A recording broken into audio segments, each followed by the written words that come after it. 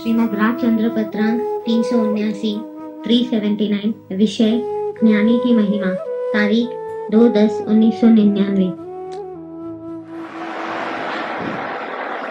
नमो अरिहंताय नमो सिद्धाय नमो आयर्याय नमो वज्राय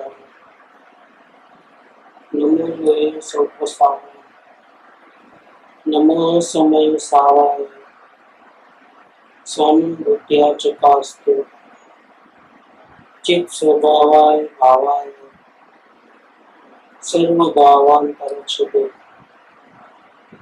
मंगलम भगवान वीर मंगलम गौतम मंगलम कुंड कुंडाय जैन धर्मोष्टि मंगल सर्वमंगल मांगल्य सर्व कल्याणकारकम प्रधानम सर्वधर्माय जैनम जयपुर शासनम ओंकार बिंदु संयुक्तम नित्यं ध्यायन्ति योगिनः कामदं मोक्षदं चैव ओंकाराय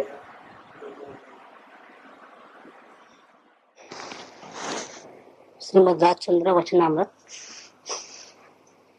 पत्र नंबर है 379 379। सौभाग भाई को ये पत्र लिखा है। हृदय रूप श्री सौभाग। मतलब सौभाग भाई की मुमुक्षुता ऐसी उत्कृष्ट प्रकार की थी कि कृपावड़े का हृदय में उबसते थे। कृपावड़े का हृदय के बिना सांस चलती नहीं है। ऐसे कृपावड़े को भी सौभाग भाई का स्मरण किए बिना उनको चलता नहीं था। अंदर में जो ज्ञान प्राप्त हुआ है, तो जो दशा उत्पन्न हुई है, जो वितरागता उत्पन्न हुई है, और बाहर में जब सभी जीवों को देखते हैं तो सारे जितने भी जीव हैं सब दुखी हैं, आकुल व्याकुल है। शक्ति से सब परमात्मा है, लेकिन उनका परिणाम देखे तो सम्यक ज्ञान नहीं होने से सब दुखी हैं बेचारे जीव। जहां भी नजर जाती है तो सब दुखी दुखी दुखी है। और दया बहुत आती है कि अब लेकिन क्या करें, समझाया भी नहीं जा सकता। क्यों समझाया नहीं जा सकता उनको? क्योंकि कर्तृत्व भाव का जहर है और अज्ञानता जबरदस्त है। संसार के भोग विलास में, पंचेंद्रिय के विषय में बहुत रुचि है। तो ऐसे जीवों को हम नहीं समझा सकते, और उपयोग जाता है तो अनुकंपा है बिना भी नहीं रहती है कि ये सब जीव परमात्मा है। स्वयं के पास बहुत सुख पड़ा है, फिर भी बेचारे कैसे पराधीन दुखी राग देश वाला जीवन जी रहे हैं। तो समझाने का जो भाव करुणावश आता है, और सामने वाले की योग्यता नहीं है, तो समझाने का भाव अंदर में ही रह जाता है। ऐसी स्थिति तो बहुत दुखदायी होती है। लेकिन सौभाग्य भाई एक ऐसे थे कि जिनमें कुछ योग्यता थी, और जो समझाने का जो भाव अपना आता था विकल्प सहज रूप से, उस विकल्प को शांत करने के लिए सौभाग्य भाई एक उत्कृष्ट निमित्त थे उनके पास सामने, कि जिसको समझावे तो अपना भाव खत्म हो जाए। नहीं तो भाव बढ़ता है लेकिन वो उसका अमलीकरण नहीं होता, तो क्या होता है, कोई भी एक विचार आता है और जब तक वो विचार पूरा नहीं करेंगे काम, तब तक वो विचार आते रहता है, विकल्प आते रहते हैं, बार बार बार बार बार बार याद आते रहती है। उसका कारण क्या है कि विकल्प आ गया है सहज रूप से। अब रोकने का कोई उपाय नहीं है, क्योंकि वो तो करुणा बुद्धि से आया ही है। तो फिर उसका परिणमन कैसे होगा, विकल्प शांत कैसे होंगे? जिसको रोका नहीं जा सके ऐसा सहज विकल्प निकलता है, तो शांत कैसे करें उसको? तो कोई योग्य पात्र मिले जिसको हम समझा सके, वो अगर मिल जाए तो हमारा विकल्प की पूर्ति हो जाती है। इसे सौभाग्य भाई ऐसे उत्तम पात्र होने से कृपाल उन्होंने उनको हृदय में बिठा लिया था, क्योंकि इनका अपना विकल्प शांत करने के लिए वो उत्तम थे। तो हृदय रूप से सौभाग्य ऐसा उनको संबोधन करके अब लिखा है आगे कि जिसकी प्राप्ति के बाद अनंत काल की याचकता मिटकर सर्वकाल के लिए अयाचकता प्राप्त होती है। ऐसा कोई पदार्थ मिल जाए, ऐसी कोई वस्तु मिल जाए कि इसकी प्राप्ति होने के बाद अनंत काल का जो भिखारीपना है, पराधीनता है, सुख के लिए बाहर किसी का अधीन देना पड़ता है, नजर डालनी पड़ती है अन्य पदार्थों के ऊपर। वो अन्य पदार्थों मिले तो सुखी हो गए, या अपने को जो चाहिए वो चीज अपने से दूर न जावे तो सुख हो गए। ऐसा जो दुख दुख दुख है परिणाम के अंदर, पराधीनता है, भिखारी वृत्ति है, इसके पीछे एक ही कारण है। ये भिखारीपना क्यों है कि जीव दुख में रह नहीं सकता है। दुख का 1 घंटा भी कई साल जैसा लगेगा और सुख के 1000 साल भी एक सेकंड जैसा लगते हैं। ये जीव का स्वभाव ऐसा है, सभी जीव का स्वभाव है, कोई जीव दुख में नहीं रह पाता है। तो सुख स्वभावी होने से दुख निरंतर चाहिए, और पता तो है नहीं कि सुख कहाँ है। सुख का दाम तो स्वयं है, लेकिन वो तो पता नहीं है, तो क्या करेगा वो। और निरंतर सुख चाहिए तो निरंतर उसका प्रयत्न चलता है। वो प्रयत्न किस लिए चलता है? अपने दुख को मिटाने का प्रयत्न चलता है। अपने दुख को मिटाने के लिए वो फिर जैसी जैसी अज्ञानता से जो इच्छा होती है उसको पूर्ण करने के लिए वो निरंतर उपाय करता है। 5 इंद्रियों के विषयों में, व्यापार में, धंधे में, प्रवृत्ति में, इसमें अपने उपयोग को बदलते रहता है। और इसमें वो अन्य पदार्थों की पराधीनता को स्वीकार करता है। ये अनंत काल से ये स्टोरी चले आ रही है। अपने को सुखी करने के लिए वो सच्चा उपाय नहीं जानने के कारण से बाहर में नजर करता है, राग द्वेष करता है, फिर कर्म बंधन होता है, फिर दूसरी गति में जाता है, फिर वहां भी वही गलती करता है, वापिस राग द्वेष करता है, वापिस कर्म बंधन होते हैं, चक्की चल रही है। लेकिन ऐसा कोई पदार्थ मिल जाए उसको, ऐसा कोई ज्ञान मिल जाए उसको कि इसकी प्राप्ति के बाद अनंत काल की जो ये तकलीफ है, द्रव्य कर्म भाव कर्म, द्रव्य कर्म भाव कर्म, ये चक्कर जो है बंधन के, वो मिट जाए हमेशा के लिए, और सर्वकाल के लिए अयाचकता प्राप्त हो जाए, और फिर जीव सुधर जाए उस ज्ञान के कारण, वो पदार्थ के मिलने के कारण जीव सुधर जावे। और चाहे चाहे संयोग में, संभाव में रहे, राग द्वेष न करे, ज्ञाता भाव में रहे, आत्मा की आराधना में रहे, और इसके फलस्वरूप उसको आत्म शांति मिले, और अनंत काल के लिए जो गलती करता था वो गलती मिटा दे। अब मुझे कोई पदार्थ की कोई जरूरत नहीं है, रजकण की भी मेरे को जरूरत नहीं। मैं बिना किसी के सहारे मैं अपने आप शांति से रह सकता हूँ। तो अपने सुख धाम को देखने से, स्व संवेदन से, स्वानुभूति से, अतीन्द्रिय आनंद का भोगवटा करने से, अन्य पदार्थों का सहारा लेने की अपने सुख के लिए जो वृत्तियां थी, जो बर्तन मुक्ता थी, वो हमेशा के लिए गायब हो जाए। अब मुझे रजकण की जरूरत नहीं है, किसी की जरूरत नहीं है मुझे। ऐसी अयाचकता प्राप्त हो जाए हमेशा के लिए, जिसकी प्राप्ति के बाद गलती मिट जाए, पराधीनता मिट जाए और स्वाधीन हो जाए जीव, और शांति मिलती रहे। ऐसा अगर जो कोई है, ऐसा अगर कोई पदार्थ है कि जिसकी प्राप्ति से ऐसा हो जावे, तो उसको हम क्या करते हैं? कहते हैं तरण तारण कहते हैं, तारणहार कहते हैं। ऐसा जो कोई हो तो उसे तरण तारण जानते हैं। और हम आपको आज्ञा दे रहे हैं, सौभाग्य भाई को आज्ञा दे रहे हैं, वो पदार्थ, वो जीव जहाँ से अपने को ऐसा बोध मिलता है, जहाँ से वो ज्ञान मिलता है कि अनंत काल की गुलामी मिट जाती है और हमेशा के लिए स्वाधीन होकर के जीव आत्म शांति में रह सकता है, अंश मात्रा भी पराधीनता नहीं रहती है। ऐसा बोध जहाँ से मिलता है तो वो जीव है, वो पदार्थ है, वो कौन है? तरण तारण है, ऐसा हम मानते हैं। अब आपको क्या करना चाहिए? उसको भजना चाहिए। क्या करना? दिन रात ये माला नहीं फेरते हैं, प्रभु नाम की माला फेरते हैं। ये प्रभु होते हैं, वो तरण तारण होते हैं, जो देव है, जिसके नाम की माला फेरते हैं। जैसे राम नाम लो, अरिहंत नाम लो, तो जिसकी माला फेरते हैं वो कौन होता है? तरण तारण होता है, हमको शांति प्रदान करने वाला होता है, या शांति का मार्ग बताने वाला होता है, हमारे दुखों को हरने वाला होता है। हरि, दुखों को हरने वाला हरि, उसके नाम की माला जपना पड़ता है। तो यहाँ पर हमारे दुखों को, हमारे अज्ञानता को मिटाने वाला, सुख प्रदान करने वाला, सच्चा मोक्ष का मार्ग बताने वाला, सुख प्रदान करने वाला कौन है? जो भी है प्रत्यक्ष में, उसको आप माला जपो। आप अगर शांति चाहिए तो ये करो करके बोलो।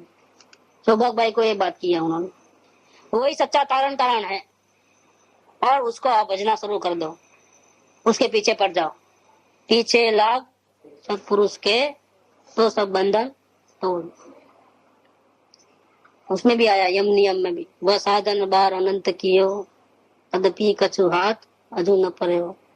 अब क्यों न विचारत है मन से, कछु और रहा उन साधन से। बिन सदगुरु कोई न भेद, तन से मन से धन से सबसे, गुरुदेव की आन उनकी आज्ञा, सो आत्म बसे तब कारज सिद्ध बने अपनो। तो इसको भजना शुरू कर दो, वही तरण तारण है, वही आपको संसार समुद्र से बाहर निकालने वाला है। फिर आगे कहते हैं कि मोक्ष तो इस काल में भी प्राप्त हो सकता है। मुक्ति तो ये पंचम काल है, उंडा सर्पिणी काल है, इसलिए मुक्ति नहीं हो सकती, ऐसी बात नहीं है। मोक्ष तो इस काल में भी हो सकता है अथवा प्राप्त होता है, प्राप्त हो सकता है अथवा प्राप्त होता है। लेकिन फिर लिखा है ना शास्त्रों में कि इस काल में मोक्ष नहीं है, नहीं हो। वो क्यों लिखा है उसका कारण बताते हैं आप। ऐसा क्यों लिखा है शास्त्रों में कि पंचम काल में अब यहाँ से इस क्षेत्र में जन्मा हुआ कोई जीव मोक्ष में नहीं जाएगा, क्यों लिखा? तो यहाँ कहते हैं कृपा को, मोक्ष तो इस काल में भी प्राप्त हो सकता है और होता भी है, क्योंकि जीवों की योग्यता है। हर एक जीव परमात्मा है, अगर वो अपने परमात्मा को देख ले, ज्ञान करे, उसकी श्रद्धा करे, उसमें लीन हो जाए, तो मोक्ष हो सकता है। कि शक्ति रूप तो मोक्ष सभी के पास है। लेकिन अब फिर प्रॉब्लम कहाँ रह गया? परंतु मुक्ति का दान देने वाले पुरुष की प्राप्ति परम दुर्लभ है। देखो, मोक्ष किसके अधीन है? जीव में शक्ति है, लेकिन शक्ति होने पर भी मोक्ष क्यों नहीं होता है? क्योंकि मोक्ष दाता पुरुष का दुर्लभता है। अगर वो मिल जाए तो सुलभ है। मुक्ति तो बहुत इजीली मिलती है, जन्म मरण का मिटाना कोई बड़ी बात नहीं है, बहुत आसान बात है। लेकिन कंडीशन है एक। क्या कंडीशन है? कि सत्पुरुष मिलने चाहिए, मुक्ति के दातार मिलने चाहिए। अगर वो मिल गए तो मोक्ष तो मिल जाएगा। मतलब मोक्ष की इतनी वैल्यू नहीं है। किसकी वैल्यू है? सत्पुरुष की वैल्यू है। विश्वास हमें। तो मोक्ष तो इस काल में भी प्राप्त हो सकता है अथवा प्राप्त होता है, इस क्षेत्र से नहीं। लेकिन महाविद्या से तो अभी भी मोक्ष जाते हैं। और यहाँ के जो जीव हैं उनमें भी शक्ति अपेक्षा तो है, ताकत तो पूरी भरी पड़ी हो। अंतर्मुख अगर आत्मा में लीन हो जाए तो केवल ज्ञान हो जाए, शक्ति भरी पड़ी है, तो प्राप्त हो सकता है। मोक्ष तो इस काल में भी प्राप्त हो सकता है। मोक्ष का मतलब क्या? सर्व दुखों से छूट जाना। जैसी वो अंदर आत्मा में शुद्धि भरी पड़ी है, जो वितराग स्वरूप अंदर में पड़ा है, अनादि का बना बनाया रेडीमेड वितराग स्वरूप, विकल्प रहित, अतीन्द्रिय, ऐसा जो पूर्ण पवित्र, राग द्वेष रहित, जो सभी प्रकार के पाप और पुण्य के आश्रय भावों से रहित, जो निर्मल शुद्ध चैतन्य आत्मा है, वो तो शुद्ध है। लेकिन इसकी अवस्था में बिगाड़ा है। उसकी अवस्था में शुद्धि आ जाए, जैसा अंदर में है वैसे बाहर आ जाए। जो जैसा अंदर में शांति है ऐसी पूर्ण शांति बाहर आ जाए। जैसे अंदर में पूर्ण वितरागता है ऐसी बाहर में भी, अनति में भी, हालत में भी ऐसा हो जाए, राग द्वेष बिना का हो जाएगा। अंदर में पूर्ण वितराग है तो बाहर में भी पूर्ण वितराग हो जाए, किसी पे राग द्वेष न होते हो। अगर ऐसा हो जाए, अगर अंदर में केवल ज्ञान का भंडार भरे पड़े हैं, ज्ञान की शक्ति, तो बाहर परिणामन में भी केवल ज्ञान हो जाए, तो मोक्ष तो हो सकता है। तो मोक्ष किसको बोलते हैं? कि अंदर में जैसा आत्मा है वैसा अगर बाहर में हो जाए, उसका नाम मोक्ष। मोक्ष कहो निज शुद्धता, ते पामे ते पंथ।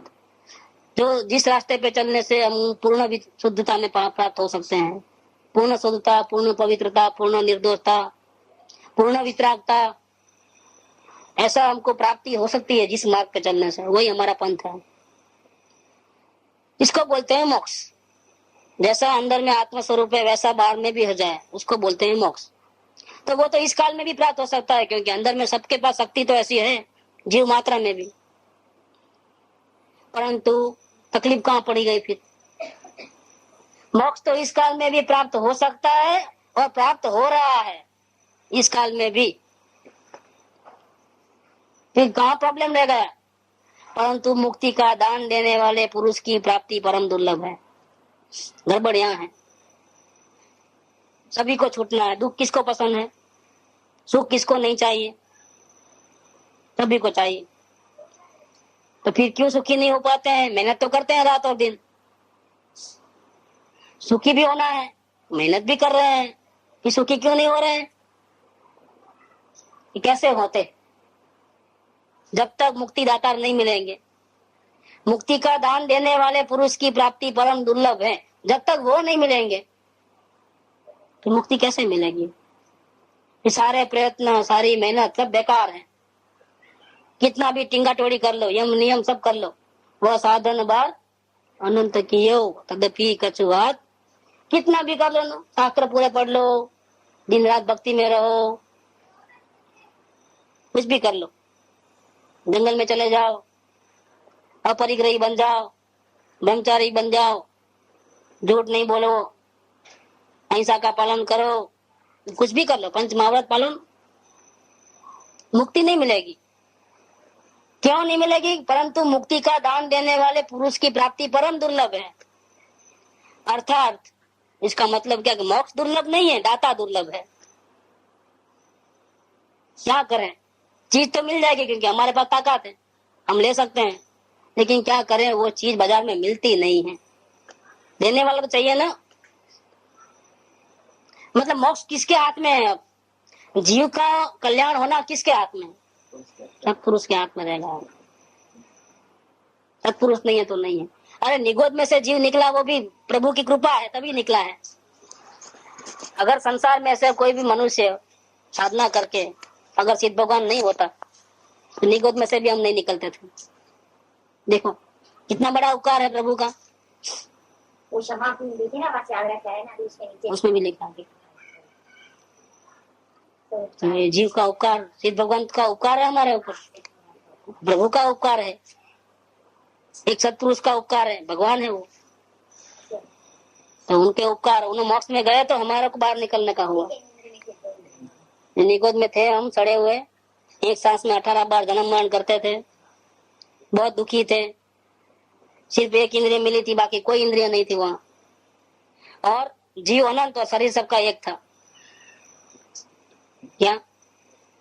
एक शरीर में अनंत जीव, सबका शरीर अलग, सबके कर्म वर्णन अलग, सबकी तेजस वर्णन अलग। देखो, और कितनी जगह में, छोटी सी जगह में, स्वयं के बराबर, स्वयं के नौक के बराबर, उतनी जगह के अंदर एक शरीर और अनंत जीव एक साथ में रहने वाले।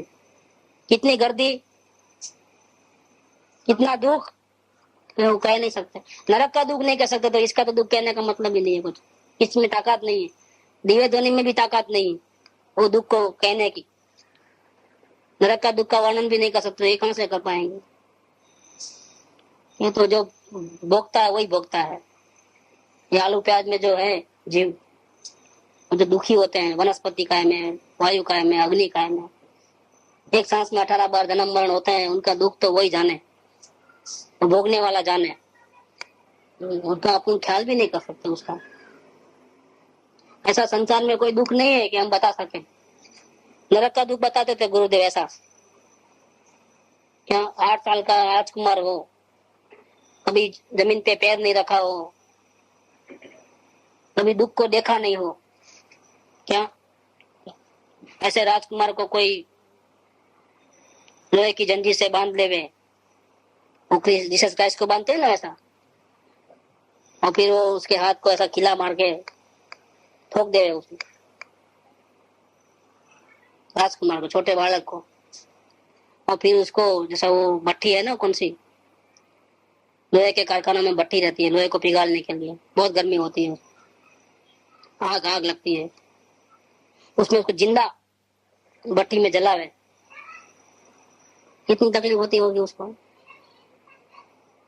जिंदा जला देना। नहीं ये मुर्दे को डालते हैं आजकल, वो लकड़ी पे नहीं जलाते हैं, वो भट्टी में डालते हैं, इलेक्ट्रिक। इसमें तो 440 से 1000 वाट होगा, उसमें तो लोहे को पिघलने का अग्नि कितनी होती है, लोहे को पिघालने की अग्नि, लोहा पानी गया सा पिघल के निकलता है रस उसका। लोहे के आइटम बनाते हैं ना बड़े बड़े फैक्ट्री में। तो रूरकेला की भट्टी की बात करते थे गुरुदेव, हाँ स्टील के बड़े बड़े फैक्ट्रियां हैं, लोहा पिघलते हैं और उसमें से आइटम बनाते हैं। ऐसी जो आग धधकती आग में उसको जिंदा डाल देवे, और कितनी पीड़ा होती है, एक अपनी कल्पना का विषय है वो, और उसकी हड्डी भी नहीं मिलती है, वहां से बाहर निकाल नहीं सकते उसको। इससे कई गुना ज्यादा, कई गुना, इसका मतलब अभी असंख्य गुना, असंख्य क्या बोल नहीं सकते, इतनी गर्मी तो पहले नरक में है, बताया नहीं जा सकता कैसे, कितना मापदंड नहीं बता सकते। तो निगोद के जीवों का दुख तो कहने का मतलब ही नहीं है, वो तो वाणी में ही नहीं आता है। नरक के दुख का भी वाणी में नहीं आता, तो निगोद के दुख का तो कहां से वाणी में। नरक में जो दुख है उससे अनंत गुना दुख निगोद के जीवों को है, अनंत गुना, क्योंकि 5 इंद्रिय नहीं है, मन नहीं है वहां पर। नरक में तो 5 इंद्रिय है, मन है, 3 प्रकार के ज्ञान है, मति श्रुत और अवधि ज्ञान, तीनों है। वहां तो कोई ज्ञानी पुरुष अगर मिल जाए तो शांति भी मिल सके अपने को, वहां भी आत्मज्ञान हो सके अगर कोई मिल जाए तो। लेकिन निगोद में तो सवाल ही नहीं है, योग्यता ही खत्म हो गई।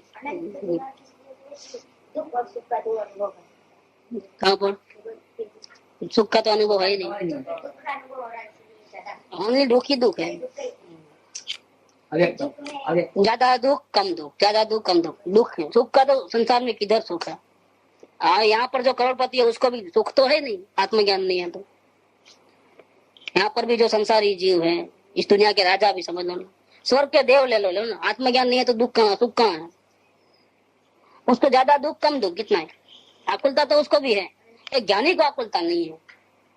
और ज्ञानी की साधना जिस प्रकार से अंदर में बढ़ते रहेगी, आत्म दर्शन के बाद साधना करते करते करते करते बढ़ते रहेगी, तो आगे जाकर के क्या होगा, श्रावक बनने के पहले, आगे मतलब श्रावक बनने के पहले क्या होगा, ऐसी स्थिति आती है।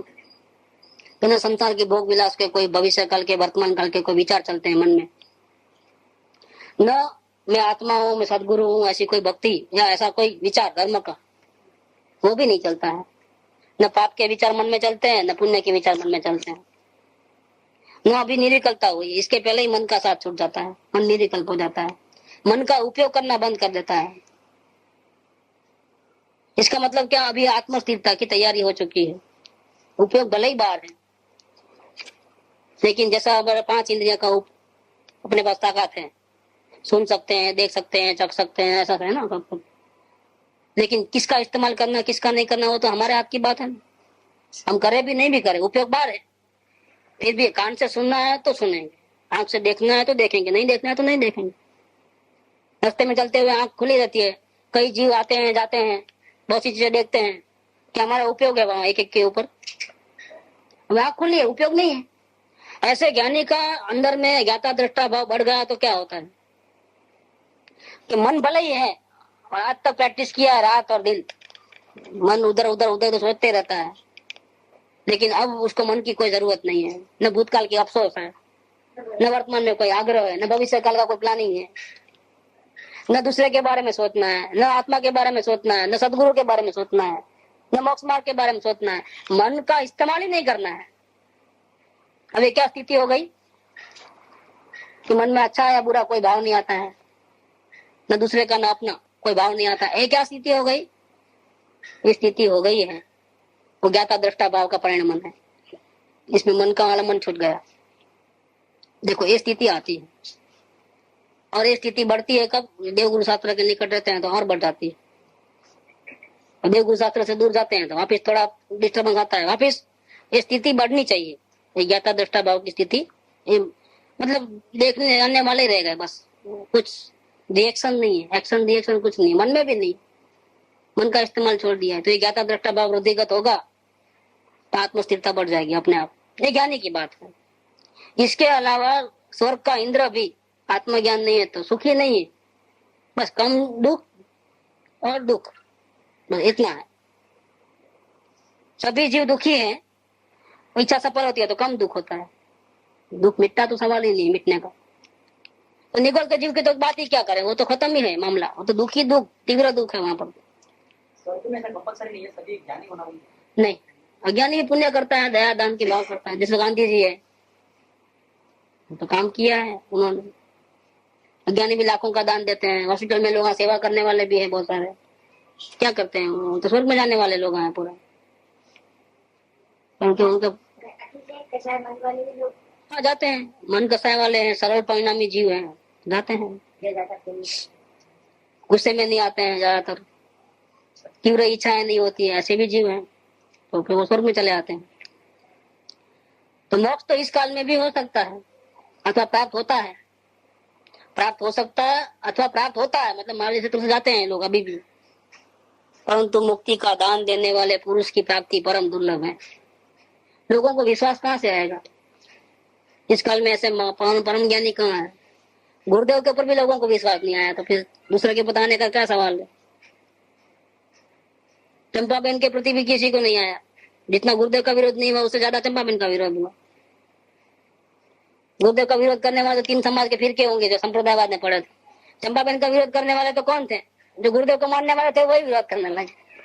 अब क्या बताएं, जो मोक्ष के दातार हैं, जिनके चरण में रहने से, जिसको भजने से हमारी मुक्ति हो जाती है। भजने से क्या होता है फायदा, क्यों पहले लाइन में कहा कि इनकी प्राप्ति होने के बाद क्या होता है, अनंत काल की याचकता मिट करके सर्वकाल के लिए अयाचकता प्राप्त होती है। ऐसा अगर कोई है तो वो तरन तारण है, उसको भजना।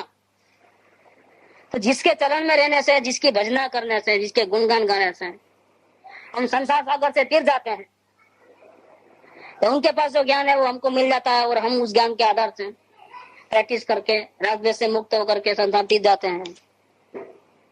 उसके पर हमको विश्वास नहीं आता है, कोई बड़ी बात हो गई है। जो मोक्ष के दाता है उसके ऊपर भजना नहीं होती है उसकी। इसका मतलब क्या है कि अभी संसार बहुत बड़ा है, अभी उसकी मुक्ति जल्दी होने वाली नहीं, वर्तमान योग्यता नहीं है। वर्तमान पात्र कौन जीव है, संसार से उदासीनता है, ज्ञानी की पहचान हो चुकी है, और आत्मदर्शन अभी भले नहीं हुआ, पर में तो निरंतर वो रहते हैं, निरंतर याद रहती है। इसको बोलते हैं भजना। राम नाम बजते हैं, भजना भजना भजना। ऐसे उनके हर खाते पीते चलते फिरते सदगुरु की मूर्ति, सदगुरु के वचन, सदगुरु का बोध, ऐसे वो निरंतर हमारे साथ में ही है। सदगुरु के हृदय में भक्त विराजमान है, और भक्त के हृदय में सदगुरु विराजमान है। इसको बोलते हैं पराभक्ति। भक्ति से आगे वाला स्टेज है, पराभक्ति बोलते हैं। और पराभक्ति आई तो वेद ज्ञान शुरू होता है, पराभक्ति नहीं आई तो वेद ज्ञान की शुरुआत नहीं होती है। अवलोकन, भक्ति, पराभक्ति और वेद ज्ञान, ऐसा है सिस्टम। वो 223 में है, पराभक्ति का चैप्टर खोला है। तो मोक्ष तो इस काल में भी प्राप्त हो सकता है अथवा प्राप्त होता है, परंतु मुक्ति का दान देने वाले पुरुष की प्राप्ति परम दुर्लभ है। ताकत तो हमारे पास है, लेकिन वो लेने की योग्यता तो है हमारे पास, शक्ति है हमारे पास, लेकिन देने वाला नहीं है कोई, उसकी प्राप्ति परम दुर्लभ है। इसका मतलब ये होगा कि मुक्ति की वैल्यू नहीं है, मुक्ति दातार की वैल्यू है। अगर हमको सुखी होना है तो वैल्यू किसकी करना, तो मुक्ति की इतनी वैल्यू नहीं है, मुक्ति नहीं चाहिए हमारे। हमको सदगुरु मिल जाएंगे तो हमको मुक्ति ऑटोमेटिक मिल जाएगी। सब मोक्ष दातार चाहिए हमारे, हमको नहीं चाहिए मुक्ति। क्या करेंगे, क्योंकि जब तक मोक्ष दाता नहीं मिलेंगे तब तक मुक्ति के लिए मरना बेकार है, सब प्रयत्न विफल है। इसलिए कहा कि पीछे लाग सत्पुरुष को, पाया कि ये बात है निचंदन को छोड़, पीछे लग सत्पुरुष के तो सब बंधन। इसलिए कहा कि तू अपने आप जाएगा मोक्ष प्राप्त करने के लिए, मिलने वाला नहीं है जब तक मोक्ष दाता नहीं मिलेंगे। तुम तो लेने को जाते हो, लेकिन देने वाला भी चाहिए ना। किसी ने पैसे लेके गया, वो आज ये चीज लेके आने गए, लेकिन बाजार में कहीं नहीं मिलती तो क्या करोगे आप? पैसा है, लेने का भाव है, पूरे बाजार छान मारा, लेकिन वो चीज नहीं मिलती तो क्या करोगे आप? लेने वाला तो चाहिए ना। तो ये भाव भी बेकार है मुक्ति का। इसलिए मोक्ष नहीं चाहिए हमारे को। क्या चाहिए हमारे को? मोक्ष तो दुर्लभ नहीं है। अगर वो मोक्ष दातार मिल जाएगा तो मोक्ष तो चुटकी में मिल जाएगा। मोक्ष तो मुफ्त में मिलता है। उनका तो काम ही वही है। सदगुरु का काम क्या है? रात और दिन। नहीं, आप हमारे घर जिमने को आओ, नाश्ते पे आओ ना, नाश्ता नहीं चाहिए सदगुरु को। क्या उसको क्या चाहिए? तो सत्संग चाहिए और योग्यता चाहिए हमारे में। उनको बुलाना कैसे? उनको क्या पसंद है? उसको नाश्ता पसंद है कि हमारी योग्यता पसंद है? क्या पसंद है? अंदर में पड़ा है, देने को जाते हैं, लेकिन कौन लेने को तैयार है? बस तो लेने को तैयार नहीं है तो कैसे आएंगे? उनको नाश्ते की तो कोई जरूरत है नहीं। उनको बुलाना है, उनको पसंद करना है, उनका कांटेक्ट बढ़ाना, तो क्या चाहिए? कैसे बुलाना? नाश्ते के लिए नहीं बुलाना। हमारी ये उलझन है, हम यहाँ रुके हुए हैं, हम कैसे आगे बढ़े? हमको बात करना है। तो आप नहीं बुलाओगे तो भी आ जाएंगे। अभी वो हमारे पे लागू नहीं करना, तो ये प्रॉब्लम हो जाएगा। लेकिन तरीका ये होता है। कहने का मतलब क्या है कि उनका काम ही है, मोक्ष दातार है, मोक्ष बांटना उनका काम है। अगर वो मिल गया तो मोक्ष तो मुफ्त में मिलने वाला है। जैसे गेहूं बोएंगे तो क्या होगा? घास तो अपने आप होने वाला है। मोक्ष की वैल्यू नहीं है। वैल्यू किसकी है? मोक्ष दातार की वैल्यू है। ये बात मैं कहता हूँ। हम परसों निकले थे ऐसे ही 5 मिनट के लिए, रात के 11:30 हो गए।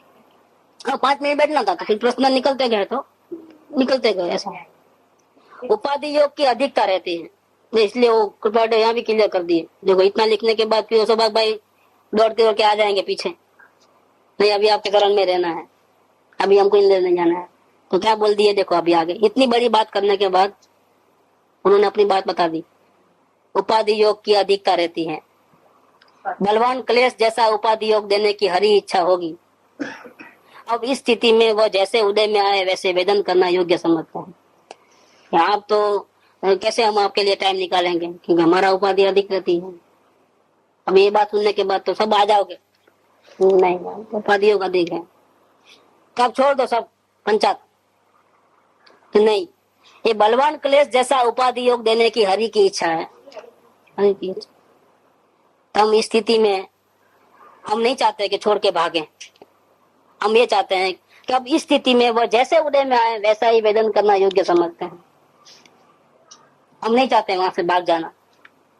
तो उपाधि को उपाधि में रहने दो, हम हमारे में रहेंगे। रह सकते हैं, आत्मा में है इतना बल, नहीं रहने का कोई ताकत नहीं है। कुछ ऐसा कुछ नहीं है कि नहीं रह सकते। आत्मज्ञान होने के बाद दुर्लभ नहीं है कुछ। लेकिन हम नहीं चाहते। अब हम चाहते हैं भले ही उपाधि रोग है, हम इसमें रहते रहते संपरिणाम में रहने की पहले प्रैक्टिस कर लेंगे। अभी आएगा तो अच्छा है, जल्दी चुकता कर देंगे। बाद में आएगा, अगर वापस भिजा देंगे तो बाद में आएगा तो ब्याज सहित देना पड़ेगा ना। अभी सस्ते में निपट जाएंगे और बाद में क्या होगा? ब्याज का ब्याज लग करके ज्यादा हो जाएगा। जो कर्जा लिया है वो तो चुका नहीं है, भले अभी आ जाए। और थोड़ी अभी तकलीफ सहन कर लेंगे तो कर लेंगे, क्या फर्क पड़ता है।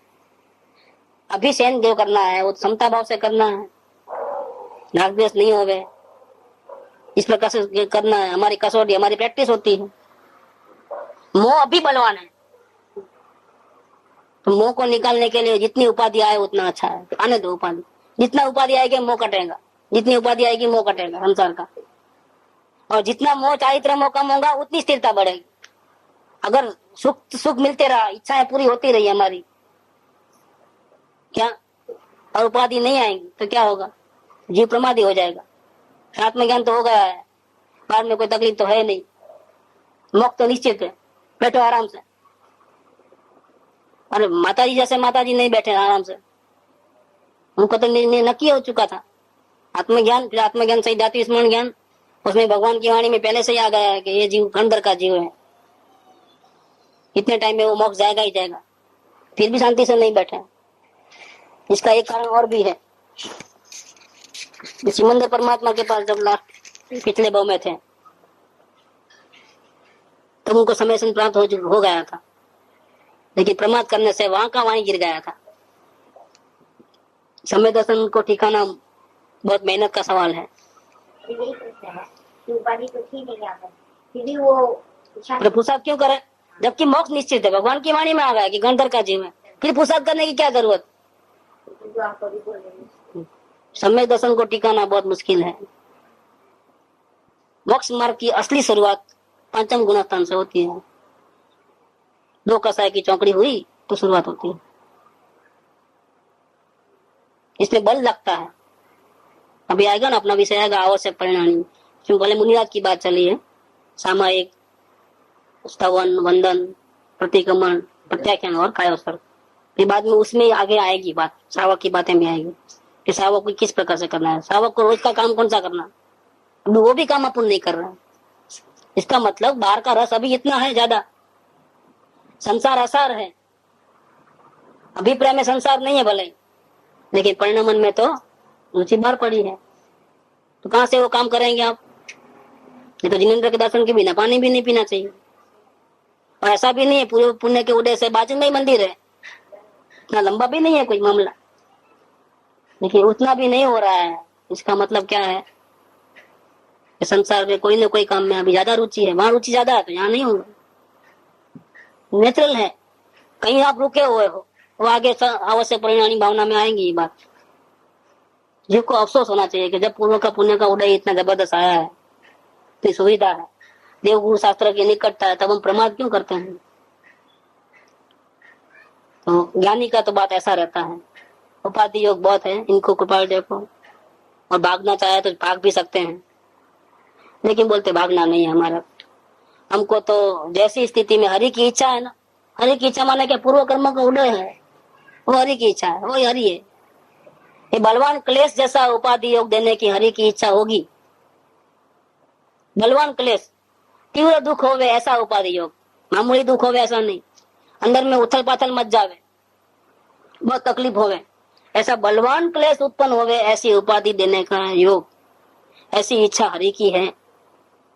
अब ऐसी स्थिति में और जैसे भी उदय में आवे वैसे वेदन करना हम योग्य समझते हैं। दुख मिले तो भले मिले, हम सहन करना, वेदन करना चाहते हैं। संसार से कंटाले हुए तो बहुत समय हो गया है, मतलब ये जन्म लिए इस काल में, और 7 साल की उम्र से जाति स्मरण ज्ञान होते ही संसार से उदासीनता शुरू हो गई, और अब ये 25वें साल में लेटर लिखा है। तो पिछले 18 साल से आत्म साधना चल रही है, छुटना छुटना छुटना छुटना, कहीं अच्छा नहीं लगना, वैराग्य बढ़ते रहना, ये चल रहा है वास। क्योंकि जाति स्मरण ज्ञान में अपने इतने भाव देखने के बाद तो कोई संसार में रहना पसंद नहीं करेगा। तो बहुत समय से कंटाला तो आ ही रहा है, नहीं जिंदा रहना है, जिंदा रहना नहीं है इस संसार में, इन दुखों में, और जिंदा रहना पड़ रहा है, ये मजबूरी है। जब तक हाथ में रास्ता नहीं आया तब तक जाएगा किधर जाएगा, कहाँ जाओगे? तो संसार से कंटाले हुए तो बहुत समय हो गया है, तथापि संसार का प्रसंग अभी विराम को प्राप्त नहीं होता। यह एक प्रकार का बड़ा क्लेश रहता है। अब तो आत्मज्ञान भी हो गया 24 साल की उम्र में, तो उतना दुख कम हुआ है। फिर भी बाधा पहुंचाने वाला जो उपाधि योग है कि हम अपने आत्मा में निरंतर स्थिर नहीं रह सकते, निरंतर आनंद की प्राप्ति नहीं कर पाते हैं। जहाँ सुख है वहां निरंतर नहीं रह सकते हैं, उपयोग वहां निरंतर नहीं रहता है। इस प्रकार का बाधा पहुंचाने वाला जो उपाधि योग है वो तो अभी भी बाकी है, अभी भी चल रहा है, अभी शांति नहीं मिल रही है। संसार का प्रसंग अभी विराम को प्राप्त नहीं होता है, और यह एक प्रकार का बड़ा क्लेश रहता है। अंदर में नहीं रह पाते हैं, इसका दुख है। ये क्लेश किसका है? पदार्थों का नहीं है, प्रतिकूलताओं का नहीं है, संयोग की अनुकूलता की चाहना नहीं है। वहां पर तकलीफ किस बात की हो रही है कि जिस संसार में हमको रहना नहीं है, राग द्वेष करना नहीं है, किसी के अधीन देना नहीं है, स्वाधीनता चाहिए नहीं, और हमारे आत्मा में ही हमको रहना है, लेकिन ये उपाधि योग अभी भी आराम लेता नहीं है, अभी भी विराम नहीं मिलता है। इतने कर्म करके आए हैं भूतकाल के कि एक के बाद एक प्रसंग आते ही रहते हैं, अच्छे बुरे, जो हमारे उपयोग को अंदर में जाने से रोकते हैं, और हमारी शांति का खून होता है, हमारे प्राणों का घात होता है, आत्म प्राण आनंद का घात होता है। तो इसके लिए हमको बहुत बड़ा कलेश हो रहा है। कलेश में दूसरा कोई भी कारण नहीं है, प्रतिकूलता कारण नहीं है, अन्य जीव कारण नहीं है। दूसरा पाठ तो उसने कर लिया था कि प्रतिकूलता के कारण कलेश, उसके कारण से मैं तकलीफ में आया ऐसा नहीं है, किसी के कारण तकलीफ में नहीं है। ये प्रसंग एक के बाद एक आते हैं, मेरा उपयोग अंदर में नहीं रहता है, बाहर चले जाता है और मैं राग द्वेष करके दुखी हो जाता हूँ। अंदर सुखधाम में मैं नहीं रह सकता हूँ। सब दोष किसका है ना? इसका मुझे दुख है, बड़ा कलेश रहता है। ऐसे प्रसंगों में, ऐसी हालत में आपके सत्संग की अत्यंत रुचि रहती है। देखो कृपालुओं को शांति कहाँ मिलेगी? सत्संग क्यों करते हैं ज्ञानी पुरुष? अंदर आत्मा में रह नहीं सकते हैं, उपाधि से मुक्त हो नहीं सकते हैं। बीच में जो आराम लेने का है, विश्राम लेने का है, वो कहाँ मिलेगी? अपने हृदय की बात कहाँ खुली कर पाएंगे? अपने मन का दुख रहता है ना, तो कहीं व्यक्त कर देने से क्या होता है? बोझा कम होता है ना। लेकिन योग्य पात्र हो गए, अपने मन की बात जहाँ खोल दे, ऐसी स्थिति हो गई और मन का बोझा थोड़ा कम होता हो। अपने दुख को व्यक्त करने से दुख का बोझा कम होता है और अंदर में अंदर घुटने से तो। इसीलिए सत्संग की रुचि रहती है, अत्यंत रुचि रहती है, आपके सत्संग की अत्यंत रुचि रहती है। तथापि उस प्रसंग की प्राप्ति अभी तो निर्बल होकर श्री हरि को सौंपते हैं। बहुत जबरदस्त है। इसके लिए भी हम तो निर्बल हैं। आप भले चाहते हो और हम भी चाहते हैं, लेकिन हम निर्बल हैं। मैं बंबई रहता हूँ, आप रहते हो सायला, सौराष्ट्र के गांव में। अब रुचि तो अत्यंत रहती है, लेकिन प्रसंग की प्राप्ति कब होगी? कब दोनों का मिलना होगा? कब सत्संग होगा? हम निर्बल हैं, इसलिए ये काम भी हमने हरि को सौंप दिया है। जब कुदरत की जब व्यवस्था होगी तब होगी। हमें तो कुछ करने की बुद्धि नहीं होती है, देखो, और लिखने की बुद्धि भी नहीं होती है। लिखूं लिखूं लिखूं लिखूं वो भी नहीं। कुछ करने की बुद्धि नहीं होती, कुछ लिखने की बुद्धि नहीं होती। वो लारी पड़ी है ऐसी, अभी वो लिखने का भाव ही नहीं होता है, ऐसी पड़ी है।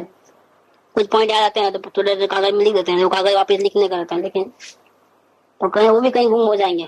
कागज भी छोटे बड़े कापलियां, लिखने की बुद्धि भी नहीं होती है। और कुछ करने की बुद्धि भी, ये करूं वो करूं, इधर जाऊं उधर जाऊं, नहीं होता है। कुछ कुछ वाणी से प्रवृत्ति करते हैं, लेकिन उसकी भी बुद्धि नहीं होती है। मतलब सत्संग के प्रसंग आते हैं तब कुछ वाणी निकल के है, इस प्रकार बुद्धि नहीं होती है, उपयोग नहीं। आगे से प्री प्लान से ये लेना है, वो लेना है, ये बोलना है, वो बोलना है, रस नहीं है। सहज प्रवृत्ति है, रस नहीं है, उसकी भी बुद्धि नहीं होती है। मात्र आत्मरूप मौन स्थिति और उस संबंधी प्रसंग, इस विषय में बुद्धि रहती है। क्या चाहिए अब? बुद्धि कहाँ है? मात्र आत्मरूप मौन स्थिति चाहिए, जहाँ कुछ करना डरना नहीं है, शांत शांत शांत मौन अवस्था। और उस संबंधी प्रसंग, और ऐसे ही प्रसंग मिलते रहे, इस विषय में बुद्धि रहती है। और प्रसंग तो उससे अन्य प्रकार के रहते हैं, दूसरे दूसरे जो प्रसंग हैं इसके अलावा, जिस स्थिति में हम मौन नहीं रहते हैं, इसके अलावा जो प्रसंग है वो तो उल्टे प्रसंग है, जिसको तो हम चाहते भी नहीं, उसमें विषय हमारा चलता भी नहीं, उपयोग भी नहीं चलता है, बुद्धि भी नहीं रहती है। एक मौन में हमारी बुद्धि रहती है, वो भी आत्मरूप मौन चाहिए। आत्मरूप मौन स्थिति, मात्र आत्मरूप मौन स्थिति और उस संबंधी प्रसंग, इस विषय में बुद्धि रहती है। इसके अलावा जो दूसरे प्रसंग है वो तो अन्य प्रकार के रहते हैं। ऐसी ही ईश्वर इच्छा होगी तो दूसरे प्रकार के जो प्रसंग ज्यादा है, तब मानते हैं कि अभी मुक्ति में थोड़ी देर है, બહુ તોરાથી પ્રવાસ પૂરો કરવાનો હતો નહીં, વચમાં સરાનું રણ આવી ગયું ને પગે નિકાચી થાક ગ્રહણ કર્યો, अटकी गया। ये बात इधर है, भाव ऐसे हैं। बहुत जल्दी से मोक्ष में जाने का था, लेकिन बीच में संसार की उपाधि यहाँ पड़ी और हम भी थक गए चलते चलते, तो विश्राम करना पड़ा। मतलब अभी एक भाव बीच में और है, ऐसा कर यहाँ से स्वर्ग में, फिर वहां से मनुष्य होकर के साधना करके मोक्ष जाएंगे। एक भाव बढ़ गया, विश्राम करने से टाइम चले गया तो एक भाव बढ़ गया। उस संबंधी ऐसी ईश्वर इच्छा होगी। ये उपाधि आई है तो भाई ऐसी हरि की इच्छा, यह समझकर जैसी स्थिति प्राप्त होती है, जैसी हालत बनी हुई है वैसी ही योग्य है ऐसा समझ कर रहते हैं। जो भी आया ठीक ही है, अब कुछ अठीक नहीं है, राग द्वेष करना नहीं है, अब जैसा है ऐसा एक्सेप्ट कर लेते हैं, ऐसा ही योग्य समझते हैं। बुद्धि तो मोक्ष के विषय में भी स्पृहा वाली नहीं है, मुक्ति भी नहीं चाहिए, वो द्रव्य मुक्ति को नहीं चाहते हैं, क्योंकि वो चाहने से नहीं मिलती है। भाव मुक्ति में अंदर आत्म स्थिरता में लीन हो गई तो वो तो अपने आप मिलने वाला है। फूल उगाया नहीं जाते हैं, बीज उगाया जाता है। बीज उगेगा, झाड़ होगा तो फूल तो अपने आप, वो तो उसका फल वो है आखिरी। डायरेक्ट आम को नहीं बोया जाता है, गुठली बोना पड़ता है, तो आम का झाड़ तो होगा ही होगा। पत्ते को नहीं बोया जाता है, गुठली को बोओगे तो अपने आप, बीज को बो, पत्ते भी होंगे, डाली भी होगी और फल फूल भी होंगे। तो मोक्ष की इच्छा भी नहीं है। बुद्धि तो मोक्ष के विषय में भी स्पृहा वाली नहीं है कि जल्दी से मिल जाए तो अच्छा, जल्दी से मिल जाए तो अच्छा। तो जल्दी से मिल जाए तो फिर आप उपाधि से रहित हो जाओ। इसका मतलब ये होता है सर्वसंग परित्याग करो और आत्मा में ही रहो। अगर वो मुक्ति की जबरदस्त इच्छा होगी तो आपको ये करना पड़ेगा, सर्वसंग परित्याग करना पड़ेगा, और अभी का भी जंगल में जाना पड़ेगा, और अभी का भी आत्म साधना बढ़ाना पड़ेगा। लेकिन वो नहीं है तो ये भी नहीं है। बुद्धि तो मोक्ष के विषय में भी स्पृहा वाली नहीं है, परंतु प्रसंग यह रहता है सत्संग में रुचि रखने वाले डूंगर को हमारा प्रणाम प्राप्त हो।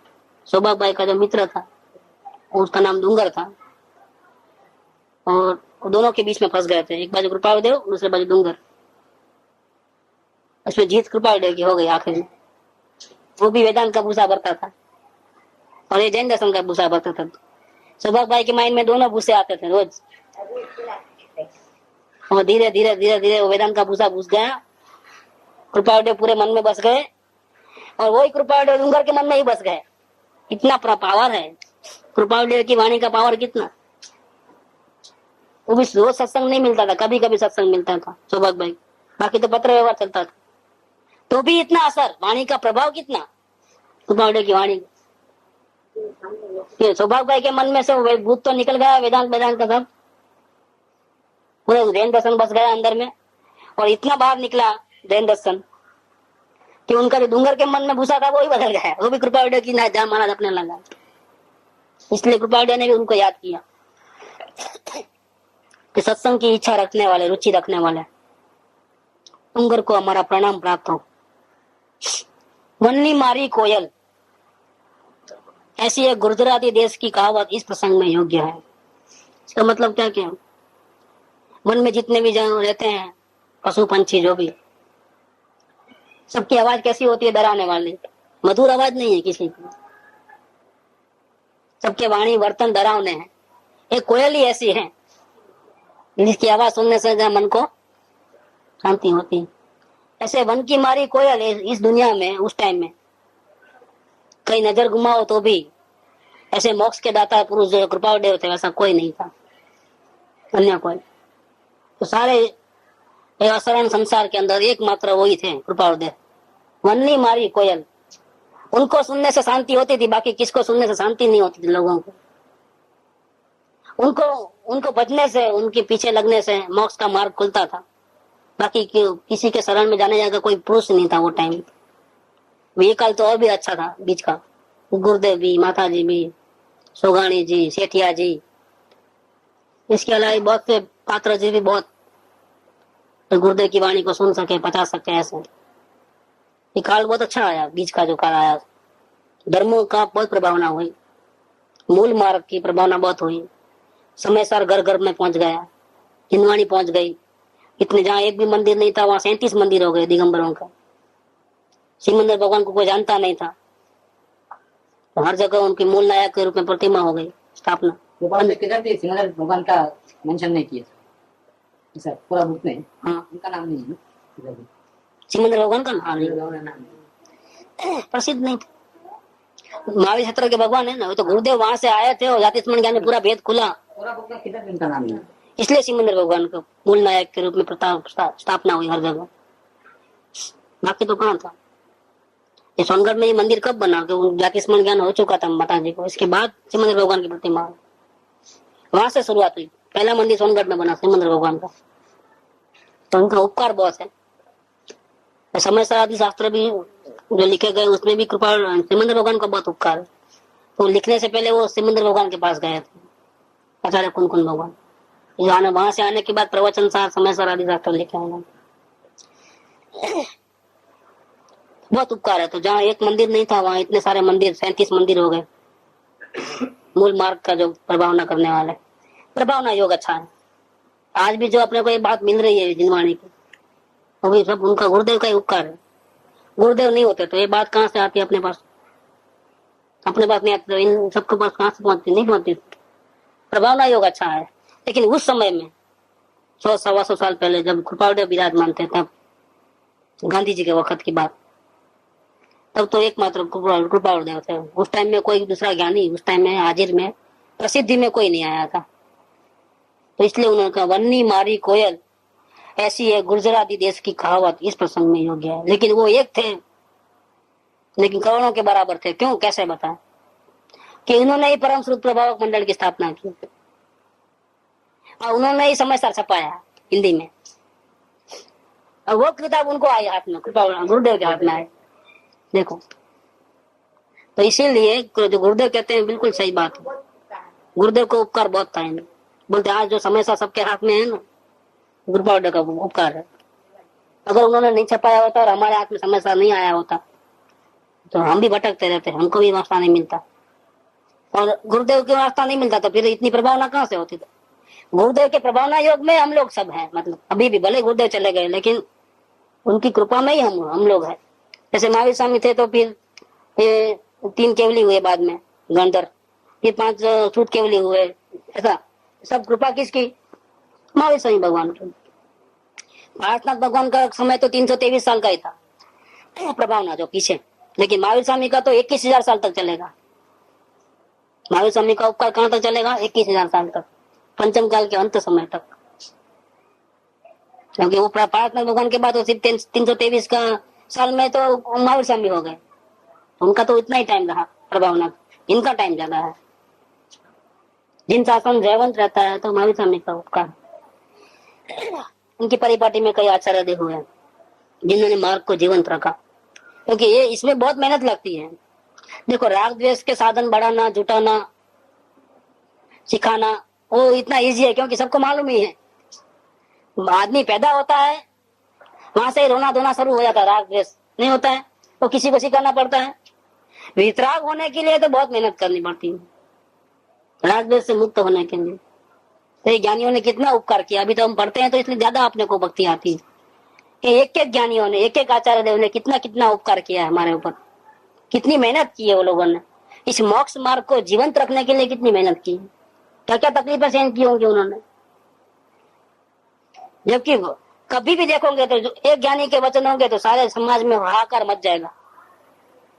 उनके वचन ही ऐसे होते हैं तो जो योग्य जीव सुनते हैं तो फिर वो उसको संसार उठता नहीं। और आजू बाजू पूरा माहौल क्या है? रागी द्वेषियों का माहौल है। एक ज्ञानी के वचन से अगर कोई जीव उनकी बात सुनता है तो वितराग होने की तैयारी करता है और रागियों को पसंद नहीं होता है तो हाहाकार मचा देता है। तो विरोध भी इतना होता है। ज्ञानियों का विरोध कम हुआ है क्या?